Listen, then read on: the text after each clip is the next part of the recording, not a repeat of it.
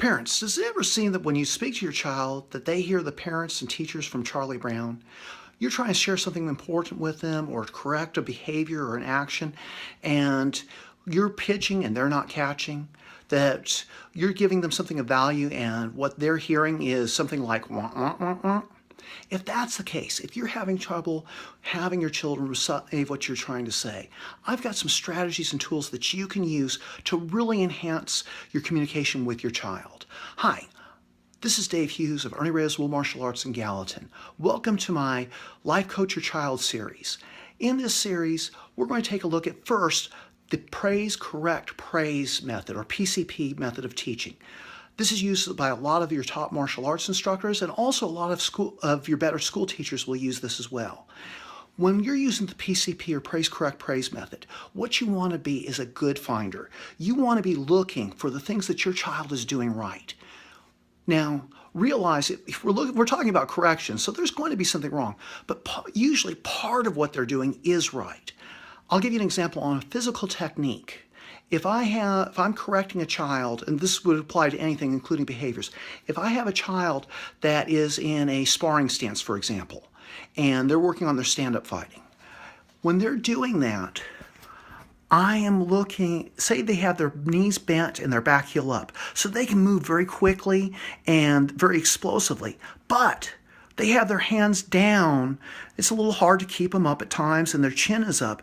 And as an instructor, I know in a real fight or in a competition fight, their jaw's open, they're going to get knocked out if they do that. But if I walk up to a child or any student and tell them, hey, keep your hands up or you're going to get knocked out, even though that might be accurate and true, they're not going to be very responsive to that. And if you're telling them all the things that they're doing wrong, it's going to damage their self-esteem. Now, I'm not talking about participation trophies for being last place and just showing up for things. But have you ever had an employer or anyone in your life that at least 2/3 to 3/4 of what you got, the feedback you got from them was negative? Let me ask you, how long was it before you started to tune them out and not listen to what they had to say? Now, a lot of parents think, well, my child should listen to me.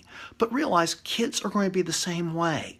If what they're getting is negativity all the time, they are going to start to tune you out and not pay attention. And they're going to kind of hide from what you have to say. Now, on the other hand, if you're looking for some of the good that they're doing, and you make a big deal about that, make them know that, hey, I'm doing this part right. But you know what? We can make this even better by doing this. If you do that, if you praise them first, now they're much more responsive to what you're saying and listening a lot more. Now, then you can feel free to make the corrections.